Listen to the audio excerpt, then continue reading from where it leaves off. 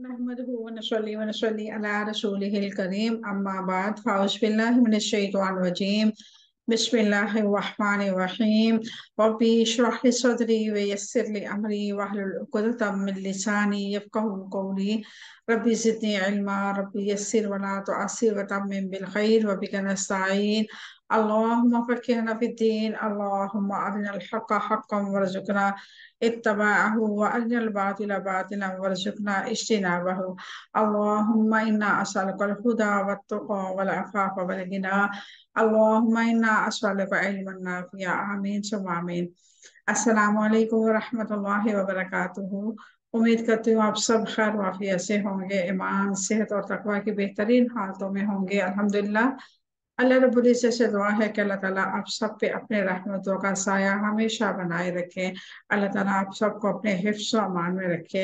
अल्लाह ताला हर किस्म की शर से आप सबको महफूज रखे। अल्लाह ताला हम सब से दीन और दुनिया के बेहतरीन काम ले आमीन सुम्मा आमीन। अल्हम्दुलिल्लाह, पिछले फ्राइडे को हमने आपसे कहा था कि हम नमाज के बारे में जो हमने हदीस मुबारका पढ़ी थी उस हवाले से मजीद उस हदीस मुबारका की रोशनी में हम नमाज को देखेंगे और नमाज के बारे में क्या अल्लाह रब्बुल इज्जत के अहकामात है, क्या नबी करीम सल्लल्लाहु अलैहि वसल्लम के अहकामात हैं, हम उनका जायजा लेंगे। तो मैंने ये फिर डिसाइड किया कि आप लोगों को इसी हदीस मुबारका की रोशनी में नमाज कोर्स पहले करवाया जाए। बाकी हदीस मुबारका जो है वो इंशाल्लाह हम बाद में देखेंगे। आज हम उसी हदीस से फिर दोबारा कंटिन्यू करते हैं। नबी करीम सल्लल्लाहु अलैहि वसल्लम ने फरमाया, सल्लू कमा रअयतुमूनी उसल्ली, तुम उसी तरीके से नमाज पढ़ाओ जैसे मुझे नमाज पढ़ते देखते हो। सही बुखारी हदीस नंबर 231। यह हदीस से मुबारका सिर्फ सही मुस्लिम में सही बुखारी में नहीं है, इस हदीस को तमाम कुतुब हदीस मुबारका में नकल किया गया और तमाम रावियों ने इसके सनद को बिल्कुल दुरुस्त करार दिया गया। अब सवाल ये पैदा होता है कि नबी करीम सल्लल्लाहु अलैहि वसल्लम कैसे नमाज पढ़ते थे और नमाज के बारे में इस कदर अल्लाह रब्बुल इज्जत ने क्यों तलकीन फरमाई है। नबी करीम सल्लल्लाहु अलैहि वसल्लम की बेशुमार हदीस मुबारका सही सनद के साथ साबित है जिसमें नमाज का जिक्र है। तो नमाज हमारे लिए क्यों जरूरी है, आज इंशाल्लाह हम ये जानेंगे। और ये नमाज अल्लाह रब्बुल इज्जत ने जिसको सबसे ज्यादा कुरान पाक में जिक्र फरमाया, ये क्यों फरमाया, इंशाल्लाह इन सब चीजों को हम देखेंगे। हमारे जितने भी फ्राइडे इस हदीस मुबारका पे लगते हैं हम इंशाल्लाह लगाएंगे। हमारे पास वक़्त है अल्हम्दुलिल्लाह, अल्लाह रब्बुल इज्जत ने हमें तौफीक दी है और अल्लाह ताला ने हमें अगर दीन के लिए चुना है तो हम बेहतरीन तरीके से इसको समझ सकते हैं और अपनी नमाजों को दुरुस्त कर सकते हैं। तो आज इंशाल्लाह हम मुख्तसर सा जायजा लेंगे। हम इसको यानी कि जो मेरे पास नमाज के बारे में मुकम्मल जो पीडीएफ है उसको हम जितने भी फ्राइडे उसमें लगते हैं हम लगा के मुकम्मल समझ के इंशाल्लाह उस पे अमल करेंगे। क्योंकि नमाज एक ऐसी चीज है जिसका हर जगह सबसे पहले सवाल होगा, कब्र में, हशर में। और ये नमाज अगर दुरुस्त निकल आएगी बाकी तमाम अमाल हमारे जो होंगे इंशाल्लाह दुरुस्त होंगे। नमाज हमें कैसे पढ़नी है, नमाज हमारे लिए क्या अहमियत रखती है, इंशाल्लाह इसका आज हम जरूर जायजा लेंगे। तो हदीकतुल कुरान एकेडमी के ज़ेरे तमाम नमाज कोर्स इंशाल्लाह आज से शुरू होगा आप लोगों का। और इसमें आपको बहुत कुछ इंशाल्लाह सीखने को मिलेगा। न सिर्फ ये नमाज कोर्स होगा बल्कि हमें अपनी नमाजों को दुरुस्त करने का एक जरिया है ये। सबसे पहले तो नमाज जो है वो नूर है। सही मुस्लिम में इसको रवायत किया है, हदीस नंबर है 534। नमाज से दराजात बुलंद होते हैं। मुस्लिम ने इसको रवायत किया 1093। नमाज रसूलुल्लाह सल्लल्लाहु अलैहि वसल्लम की आंखों की ठंडक है, निसाई 3391। क़यामत के दिन सबसे पहले नमाज के बारे में सवाल होगा, नसाई 468۔ نمازی کے لیے فرشتے دعا کرتے ہیں، بخاری 659۔ اب کون سے نمازی کے لیے فرشتے دعا کریں گے؟ جن کی نماز نبی کریم صلی اللہ علیہ وسلم کی نماز کے ساتھ میچ کرے گی۔ جیسے ہم نے حدیث مبارکہ پڑھی، صلو کما رأیتمونی اصلی، نماز تم ویسے ہی پڑھو، ایسے ہی ادا کرو جیسے مجھے ادا کرتے ہوئے دیکھ رہے ہو۔ تو اگر ہم نبی کریم صلی اللہ علیہ وسلم کو فالو نہیں کریں گے، نبی کریم صلی اللہ علیہ وسلم کی اتباع نہیں کریں گے، تو ہماری نمازیں جو ہیں سوائے ٹکروں کے کوئی بھی اس کا ہمیں اجر نہیں ملے گا، سوائے ایک ورزش کہہ لیں، ایکسرسائز کہہ لیں، اس کے علاوہ قابل قبول نہیں ہوگی۔ گناہوں کی آگ نماز کے ذریعے بجھتی ہے، صحیح ترغیب حدیث نمبر 208۔ نماز کی پابندی کرنے والا شہداء کے ساتھ ہوگا، صحیح ترغیب حدیث نمبر 210۔ کیا انسان وہ وقت یاد ہے جب وہ قابل ذکر چیز نہ تھا؟ اب وہ زندہ ہے، سنتا ہے، دیکھنے والا، بولنے والا، سمجھنے والا کوئی ہے جس نے اس کو خاص مقصد کے لیے زندگی عطا کی۔ پیدا کرنے والے اور پیدا ہونے والے کے درمیان جو تعلق ہے، جس کو قائم کرنے کے لیے، اس کا اظہار کرنے کے لیے یہ زندگی عطا کی گئی، وہ خالق ہے تو انسان مخلوق، وہ رازق ہے تو انسان مرزوق، یعنی کہ رزق پانے والا۔ مالک اور مملوک کے درمیان کیسا رشتہ ہے؟ وہ آقا حکم دینے والا مالک ہے اور انسان حکم کا پابند۔ یہی اس رشتے کی حقیقت ہے۔ اس پیدا کرنے والے کے احسانات اتنے ہیں کہ شمار نہیں کر سکتے۔ کہاں مٹی کا ذرہ اور کہاں جیتا جاگتا، سوچتا سمجھتا فیصلے کرتا ہوا وجود۔ اس کے ذرے ذرے کو زندگی عطا کی۔ اس رحمان الرحیم نے سب سے عمدہ زندگی عطا کی۔ زندہ تو حشرات، نباتات، حیوانات، پرندے، مچھلیاں، جنات بھی ہیں۔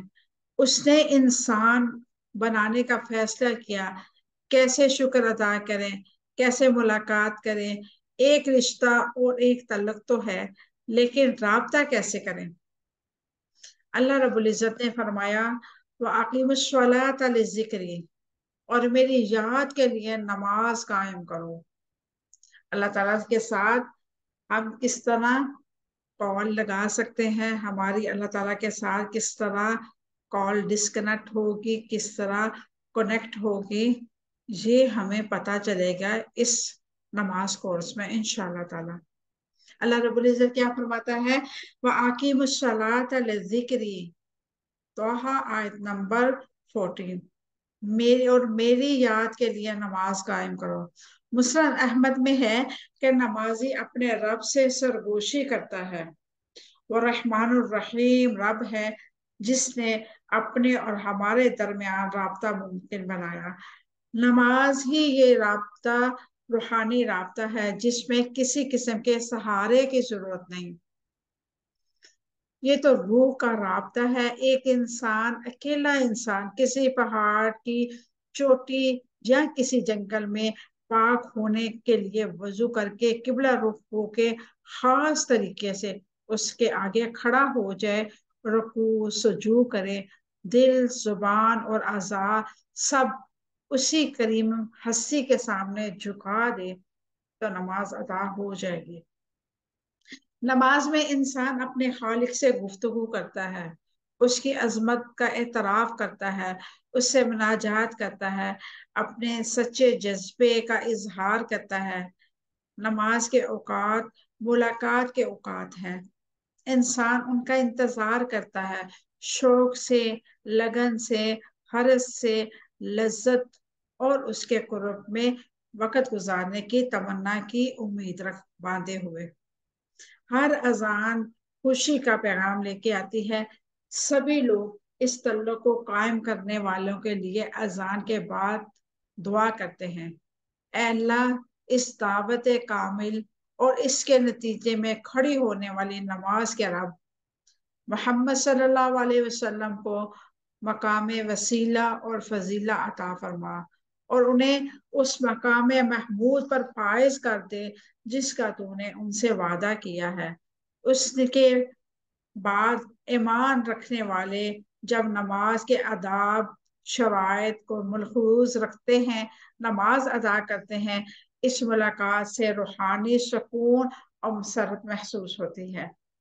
نماز کی حالت میں اپنے رب سے گفتگو کرتا ہے، اس کی حمد بیان کرتا ہے، رکوع میں عاجزی سے خود کو جھکا کر دلی جذبوں کا اظہار کرتا ہے، اور سجدے میں زمین پر گھٹنے ٹیک کر ہاتھ، ناک اور پیشانی اللہ کے آگے رکھ کے محبت، انس اور شوق اور آزانہ اظہار کرتا ہے۔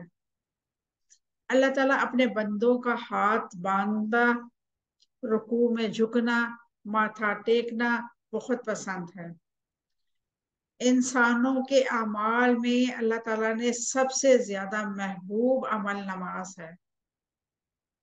سیدنا عبداللہ بن مسعود رضی اللہ تعالیٰ عنہ نے رسول اللہ صلی اللہ علیہ وسلم سے پوچھا، سب سے افضل عمل کون سا ہے؟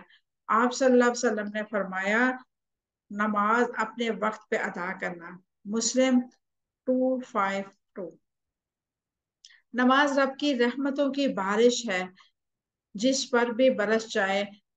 پاک دل اور پاک عقلیں اللہ تعالیٰ کی محبت، انس اور ملاقات کے شوق سے بڑھ کر کہیں مٹھاس محسوس کرتی ہیں۔ دل کو اطمینان، سرور اور سکون اللہ تعالیٰ کی طرف متوجہ ہو کر ملتا ہے، اور اس کی محبت میں انسان جتنا بھی آگے بڑھ جاتا ہے اتنا ہی اس کی زبان اللہ تعالیٰ کے ذکر میں رہتی ہے، تلاوت قرآن سے آواز بجتی رہتی ہے، اذان اللہ تعالیٰ کے آگے بچھ کر سعادت حاصل کرتے ہیں۔ جو شخص حقیقی ایمان کا مزہ چکھ لیتا ہے، اس کے لیے نماز صرف عبادت یا اطاعت نہیں رہ جاتی، اس میں لذت اور سرور کی کیفیت پیدا ہو جاتی ہے۔ پھر انسان اللہ تعالیٰ کی رضا اور خوشی کے لیے کوشش کرتا ہے کہ اسے ایسی سعادت نصیب ہوتی ہے جو ہیرے جوہرات کے ڈھیر اور کرنسی کے انبار سے بھی حاصل نہیں ہوتی۔ یہاں میں آپ لوگوں سے ایک بات کا ذکر کرنا چاہوں گی، کبھی اللہ کے ساتھ تنہائی میں ملاقات کر کے دیکھیں۔ آپ ایسی نماز پڑھیں جس میں آپ کو کوئی غرض نہ ہو، اللہ کا حق سمجھ کے ہوئے آپ نماز پڑھیں، اور اس نماز میں اپنے آپ کے تمام گناہ، جتنے بھی آپ نے گناہ کیے ہیں ان کو جمع کریں اور سوچیں۔ نماز پڑھنے سے پہلے اپنے آپ کو گناہوں کے ارد گرد محسوس کریں کہ میں نے کون کون سا گناہ کیا تھا، اور وہ کیفیت جب آپ پہ طاری ہو جائے تو اس وقت آپ اللہ اکبر کہیں، اور پھر اسی ندامت میں اپنے رب سے ہم کلام ہو، اور جب آپ سلام پھیریں گے آپ کو ایسے لگے گا کہ دنیا جہاں کی خوشیاں آپ کے دامن میں آ گئی، کیونکہ نبی کریم صلی اللہ علیہ وسلم کی حدیث مبارکہ، نبی کریم صلی اللہ علیہ وسلم کی زبان مبارکہ سے نکلے ہوئے الفاظ کبھی غلط ہو ہی نہیں سکتے۔ اللہ تعالیٰ کا قرآن کبھی غلط ہمیں بیان کر ہی نہیں سکتا۔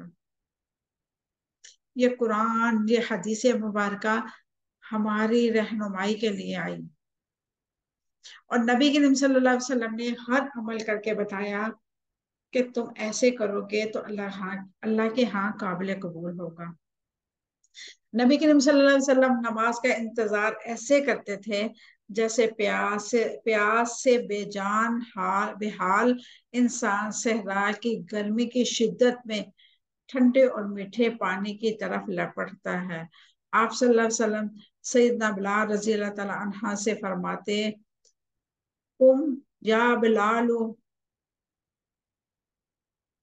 وارحمنا بالصلاۃ، اے بلال اٹھو، हमें नमाज के साथ राहत पहुंचाओ। नबी करीम सल्लल्लाहु अलैहि वसल्लम फरमाते हैं, वो जुइला कुर्रतु ऐनी फिस्सलाह, नमाज मेरी आंखों की ठंडक है। सुनन निसाई हदीस नंबर 3391। अब ये देखें, जिसके बारे में जो इबादत हमारे नबी आकाए दो जहां रहमतुल लिल आलमीन अमामुल अंबिया खत्मुन नबिय्यीन की आंखों की ठंडक है, उस इबादत में हमें क्या सुरूर नहीं मिलेगा? जरूर मिलेगा। लेकिन बात यह है कि जब हम नमाज वैसी ही पढ़ेंगे जैसे कि नबी करीम सल्लल्लाहु अलैहि वसल्लम से साबित है। सैयदना इब्राहीम अलैहिस्सलाम दुआ किया करते थे, रब्बी जअल्ली मुक़ीमस्सलाती व मिन ज़ुर्रिय्यती रब्बना व तक़ब्बल दुआ। ऐ मेरे रब, मुझे नमाज कायम करने वाला बना और मेरी औलाद को भी। ऐ हमारे रब, मेरी दुआ को कबूल फरमा। सूरत इब्राहिम आयत नंबर 40। सैयदना इब्राहिम अलैहिस्सलाम ज़बीहुल्लाह के रब ताला ने तारीफ की कि वो अपने घर वालों को नमाज का हुक्म दिया करते थे। मरियम आयत नंबर 55। सैयदना मूसा अलैहिस्सलाम के साथ रब ने कलाम किया और पहली वही में नमाज का हुक्म दिया, और तोहा की आयत मुबारका 14 में इसका जिक्र है। सैयदना लुकमान अलैहिस्सलाम ने अपने बेटों को वसीयत करते हुए फरमाया, नमाज कायम करो। लुकमान आयत नंबर 70। सैयदना ईसा अलैहिस्सलाम जब वो बूढ़े में पुकार उठे कि मुझे नमाज का हुक्म दिया गया। मरियम आयत नंबर 31। मोहम्मद रसूलुल्लाह सल्लल्लाहु अलैहि वसल्लम को भी नमाज का हुक्म दिया गया। अनकबूत आयत नंबर 45। अल्लाह ताला ने कामयाब होने वाले मोमिनीन की खुसूसियात के आगाज में तस्करा किया है कि कद अफलहल मुमिनून। सूरत मोमिन आयत नंबर 1। नमाज की हिफाजत की तलकीन की गई है। सूरत बकरा आयत नंबर 238। सारी इबादत जमीन पर फर्ज की गई और अल्लाह ताला ने नमाज के लिए अपने रसूल को, अपने पैगंबर को, अपने सफीर मोहम्मद रसूलुल्लाह सल्लल्लाहु अलैहि वसल्लम को आसमान पर बुलाकर नमाज जो है फर्ज की।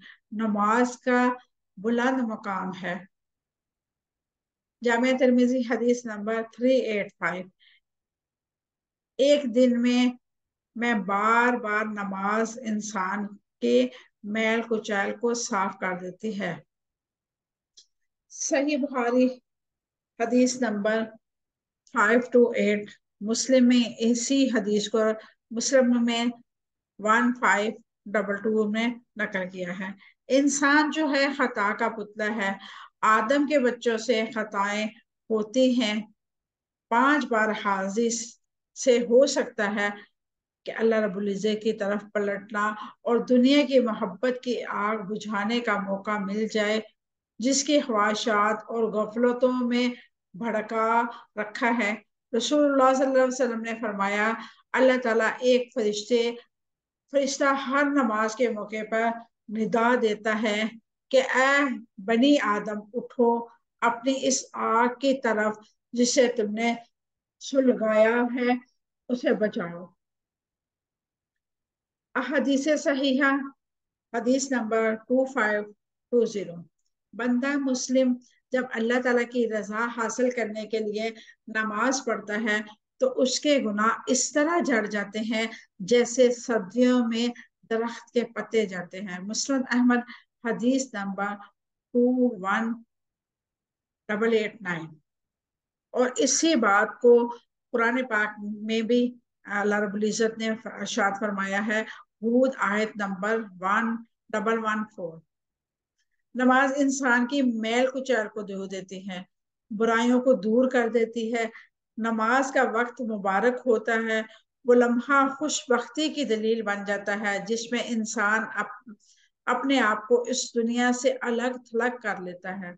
جہاں بعض بغض و فساد ہے، کشمکش اور تضاد ہے۔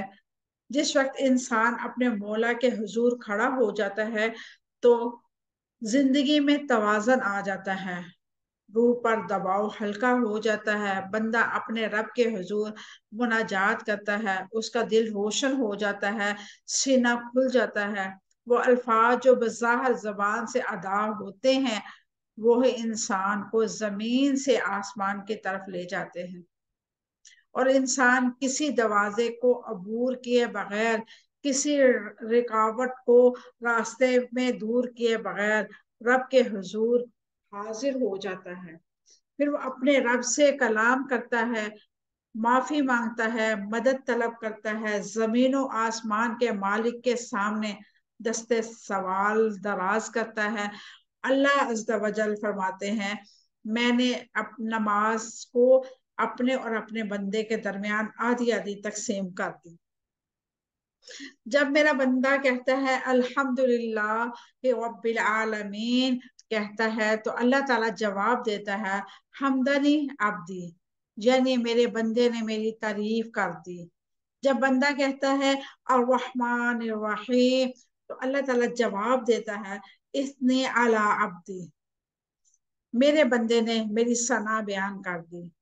بندہ جب مالک یوم الدین کہتا ہے تو اللہ تعالیٰ جواب دیتا ہے مجدنی عبدی، میرے بندے نے میری بزرگی بیان کر دی۔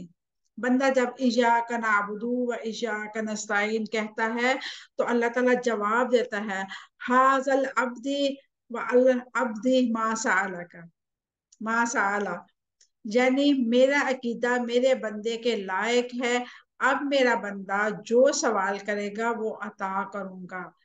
بندہ جب اہدنا الصراط المستقیم صراط الذین انعمت علیہم غیر المغضوب علیہم ولا الضالین کہتا ہے تو اللہ تعالیٰ جواب دیتا ہے ھذا العبد والعبد ما سأل، یعنی کہ میرا سوال، یہی سوال میرے بندے کو زیب دیتا ہے، میرا بندہ اور بھی جو سوال کرے گا میں اس کو عطا کروں گا۔ یہ شرف ہم کلامی صرف نماز کو حاصل ہے، دوسرے کسی بھی عمل کو یہ شرف قبولیت حاصل نہیں ہے۔ پھر یہ نقطہ چینی مزید پختہ ہو جاتا ہے، یہ نقطہ مزید پختہ ہو جاتا ہے کہ ہم اس عظیم عمل کو شریعت اور ہدایت کے مطابق حفاظت کریں اور پوری کرنے کی کوشش کریں، اس عمل کو مسنون طریقے سے ادا کریں۔ مسلم حدیث نمبر 578۔ یہ آج کی ہماری یہاں تک کی نشست تھی، اور امید کرتی ہوں اللہ رب العزت کے ہاں دعا کرتی ہوں کہ اللہ تعالیٰ ہمیں صحیح معنوں میں نماز پڑھنے کی توفیق عطا فرمائے۔ انشاءاللہ نیکسٹ فرائیڈے یہیں سے ہم آغاز کریں گے نماز کورس کا، اور ہم کوشش یہ کریں گے کہ آہستہ آہستہ سٹیپ بائی سٹیپ نماز کو دیکھیں۔ جو لوگ ورگلاتے ہیں کہ نماز ایسے پڑھتے ہیں، نماز ویسے پڑھتے ہیں، اس میں انشاءاللہ آپ اس کورس میں آپ سبھی کو وہ مکمل باتیں معلوم ہوں گی جس کے بارے میں آپ ڈاؤٹ فل ہیں کہ پتہ نہیں یہ طریقہ ٹھیک ہے کہ وہ طریقہ ٹھیک ہے۔ جو وہ حدیثوں کے حوالے دیتے ہیں انشاءاللہ ہم اس کو بھی زیر بحث لے کے آئیں گے اس کو نماز کورس میں، اور ہماری کوشش یہ ہے کہ ہم بغیر کسی یعنی کہ کسی کو تنقید کا نشانہ بنائے ہوئے، بغیر کسی سے بحث مباحثہ کرتے ہوئے ہم اپنی نمازوں کو نماز نبوی کے ساتھ جوڑتے ہیں۔ اللہ رب العزت سے دعا کرتی ہوں کہ اللہ تعالیٰ ہماری اس کوشش کو قبول و منظور فرمائے۔ اب ہم آغاز کرتے ہیں اپنی روٹین کے لیسن کی طرف۔ آج ہم چھوٹی سی آیت مبارکہ پڑھیں گے تاکہ ہمارا جو لیسن ہے وہ سکپ نہ ہو، اور انشاءاللہ پھر سیٹرڈے والے دن اپنی جو ہے طلاق کے مسائل ہم دیکھیں گے۔ آج ہم طلاق کے مسائل کو دیکھنے جا رہے ہیں لیکن مختصر سی آیت مبارکہ میں۔ اعوذ باللہ من الشیطان الرجیم، بسم اللہ الرحمن الرحیم۔ وَإِنْ، اور اگر عزموا، وہ ارادہ کریں طلاق کا فَإِنَّا، تو یقیناً اللہ تعالیٰ سمیع، سب سننے والا، علیم، سب کچھ جاننے والا ہے۔ یہ آج کی ہماری آیت مبارکہ ہے. عزم وہ ارادہ کریں، عین زامیم اس کا روٹ ورڈ ہے، طلاق کا لام کاف اس کا روٹ ورڈ ہے. اب ہم اس کی مختصر سی تفسیر دیکھتے ہیں. وَإِنْ عَزَمُوا الطَّلَاقَ فَإِنَّ اللَّهَ سَمِيعٌ عَلِيمٌ اگر وہ طلاق دینے کا ارادہ کریں تو اللہ تعالیٰ یقیناً سب کچھ جاننے والا، سب کچھ سننے والا ہے. وَإِنْ عَزَمُوا الطَّلَاقَ اگر وہ طلاق دینے کا ارادہ کرے. طلاق کسے کہتے ہیں؟ شوہر اور بیوی میں ہم آہنگی نہ ہو سکے تو رشتہ نکاح کو ختم کرنے کے لیے مرد اور عورت کے درمیان جدائی کے لیے مرد کو جو حق اسلام نے دیا ہے اسے طلاق کہتے ہیں. یعنی کہ اگر ہسبینڈ وائف میں نہیں بنی، کسی حال میں بھی مزاج نہیں ملے اور یا ویسے کوئی مسئلے ہیں یا ایسا ہے کہ مرد اور عورت کا جو ہے سوچ ڈیفرنٹ ہے، ہم آہنگی نہیں ہے، تو اس صورت میں اللہ رب العزت نے جبرن رشتہ قائم کرنے کو نہیں کہا. اللہ تعالیٰ کے ہاں یہ واحد ایسا عمل ہے جو جائز تو ہے لیکن اللہ تعالیٰ کو ناپسندیدہ عمل ہے. یہ ناپسندیدہ عمل ہے لیکن جائز ہے.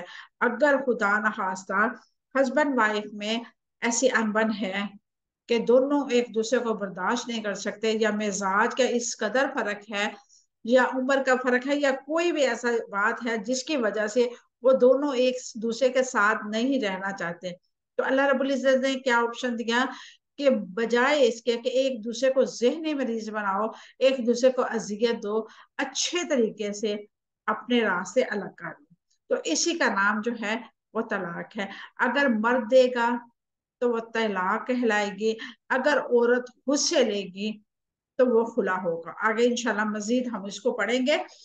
اگر طلاق کا ارادہ ان الفاظ سے یا الیال کے حکم کے بارے میں کیا پتہ چلتا ہے؟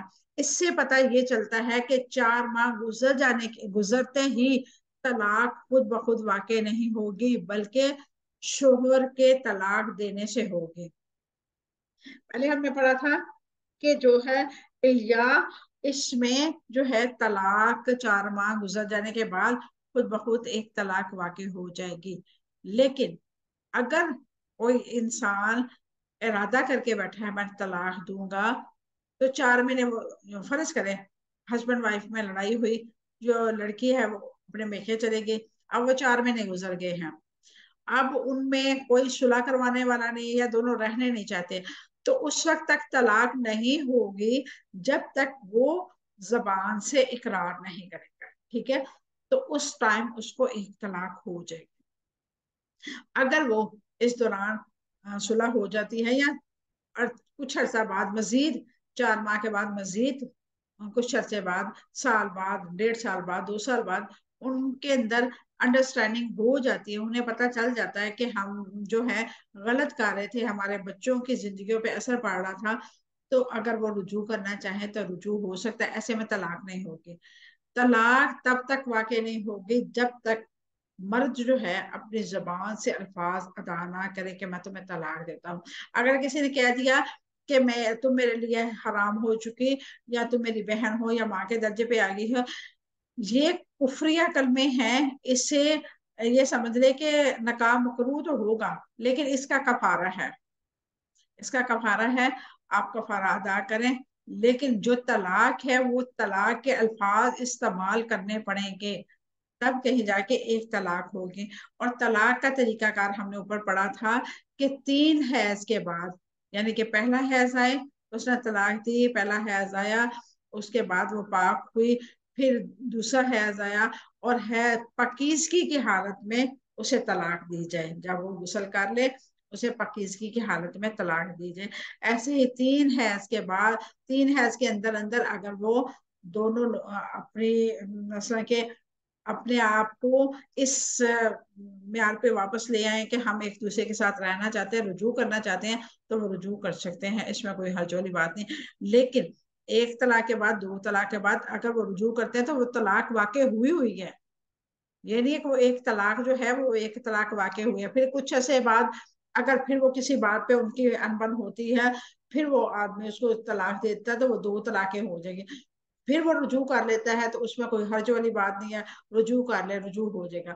اب وہ تیسری بار جب وہ پھر اس کی انبن ہوگی، پھر وہ تیسری بار اگر طلاق دیتا ہے، اگر عدت کے درمیان درمیان وہ رجوع کر لیتا تو ٹھیک ہے، اگر نہیں کرتا تو پھر وہ 3 طلاقیں ہو جائیں گی. مزید انشاءاللہ ہم اس کو دیکھیں گے بھی، اور مزید حدیث مبارکہ کی روشنی میں بھی ہم اس کو دیکھیں گے. فَإِنَّ اللَّهَ سَمِيعٌ عَلِيمٌ، تو اللہ تعالیٰ یقیناً سب کچھ سننے والا، سب کچھ جاننے والا ہے. اس کی کیا وضاحت ہے؟ طلاق کے متعلق اللہ تعالیٰ نے فرمایا، یعنی کہ اللہ تعالیٰ جانتا ہے، سنتا ہے کہ تم دونوں میں سے کون ظالم ہے، کون مظلوم ہے. لہٰذا طلاق کے معاملے میں احتیاط ضروری ہے. ذرا سی غفلت 2 زندگیاں تباہ کر سکتے ہیں. اللہ تعالیٰ نے اپنی صفات سمیع اور علیم کا شعور کیسے دلایا؟ اللہ تعالیٰ نے طلاق کے ارادے سے اپنے علیم ہونے کا شعور دلایا. جو تم اپنے دلوں میں رکھتے ہو اللہ تعالیٰ خوب اس کو جانتا ہے، اسے جانتا ہے، اور جو تم زبان سے کہتے ہو اللہ تعالیٰ اس کو بخوبی سننے والا ہے اور وہ سنتا ہے. یہ تھی آج کی ہماری آیت مبارکہ، اور انشاءاللہ ہم کل سے طلاق کے مسائل کو دیکھیں گے. اللہ رب العزت سے دعا کرتے ہیں کہ اللہ تعالیٰ ازواجی طلاقات جو ہیں سبھی کے، جو شادی شدہ ہیں اور جن کی شادیاں ہونے والی ہیں، اللہ تعالیٰ ان کے نصیب اچھے فرمائے.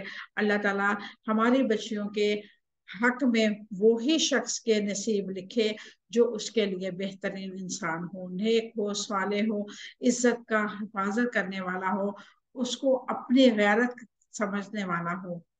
اللہ تعالیٰ سے ہم دعا کرتے ہیں جو میرڈ ہیں اللہ تعالیٰ انہیں اپنے گھروں میں ہمیشہ اپنے ہسبینڈ کے ساتھ اچھے طریقے سے خوشی اور غمی میں ہر حال میں اپنے شوہروں کا ساتھ دینے والے بنائے، اور شوہروں کو بھی اپنی بیویوں کا خیال رکھنے والا بنائے. اللہ تبارک و تعالی ہم سب سے راضی ہو جائے، ہمیں اپنے قرآن کے ساتھ ہمیشہ جوڑے رکھے. یہ قرآن ہی تو ہے ہمیں جانور سے انسان بنانے والا. یہ قرآن ہی تو ہے جسے ہمیں شعور دلایا کہ ہم کتنی اللہ تعالیٰ کی خوبصورت مخلوق ہیں. اللہ تعالیٰ نے ہمیں کتنی عزتوں سے نوازا. اللہ تعالیٰ کا احسان ہے ہم پہ کہ اللہ تعالیٰ نے ہمیں اشرف المخلوقات بنایا، اور اس سے بڑھ کے احسان عظیم یہ ہے کہ اللہ تعالیٰ نے ہمیں مسلمان بنایا. اور اس سے بھی بڑھ کے ہم پہ اللہ تعالیٰ کا احسان یہ ہے کہ اللہ تعالیٰ نے ہمیں امت محمدیہ میں بنایا. اور سب سے بڑا احسان عظیم یہ ہے کہ اس ٹائم ہم اس کے قرآن کو پڑھ رہے ہیں، سمجھ رہے ہیں، اور اللہ تعالیٰ کے رحمت کے فرشتے انشاءاللہ ہمیں اپنے پروں کے سائے میں ڈھانپ کے بیٹھے ہوں گے. اللہ تبارک و تعالیٰ سے دعا ہے ہماری کمی کوتاہیوں کو معاف فرما دے، ہمیں دین کو سمجھنے کی توفیق عطا فرمائے، ہمیں ویسا ہی دین پہ عمل کرنے کی توفیق عطا فرمائے جیسے کہ صحابہ کرام رضوان اللہ علیہم اجمعین نے عمل کر کے دکھایا. ہمیں صالحین، ذاکرین، شاہدین میں شمار فرما دے. اللہ تبارک و تعالی ہم سے راضی ہو جائے، ہم اپنے رب کی تقسیم سے راضی ہو جائیں. اللہ ہمیں اس قرآن کے ذریعے اس دنیا میں بھی اور آخرت میں بھی عزتوں سے نوازنا. اگر ہم سے پڑھتے پڑھاتے کوئی الفاظ میں کوئی آگے پیچھے زبر زیر کی کوئی غلطی ہوگی تو اللہ رب العزت اپنے رحمان الرحیم ہونے کی صفات کی وجہ سے ہم پہ اپنا رحم و کرم فرمانا. اے اللہ جن کے والدین حیات ہیں اللہ تعالیٰ ان کی زندگیوں میں برکت عطا فرمانا، ان کا سایہ اپنے بچوں پہ ہمیشہ سلامت رکھنا، انہیں اپنے بچوں کی خوشیاں دیکھنا نصیب فرمانا. اور جن کے والدین اس دنیا فانی سے چلے گئے ہیں اللہ تعالیٰ ان کے والدین پر کروڑ رحمت نازل فرمانا. اے اللہ میرے والدین کی قبر پر بھی کروڑ رحمت نازل فرمانا، میرے بہن بھائیوں کی قبروں پر کروڑ رحمت نازل فرمانا. اے اللہ مجھے ان کے لیے بہترین صدقہ جاریہ بنا دے، اور ہماری آنے والی نسلوں کو ہمارے لیے بہترین صدقہ جاریہ بنا دے. آمین ثم آمین. وآخر دعوانا الحمدللہ رب العالمین. سبحان ربک رب العزت عما یصفون وسلام علی المرسلین والحمدللہ رب العالمین. السلام علیکم ورحمۃ اللہ وبرکاتہ.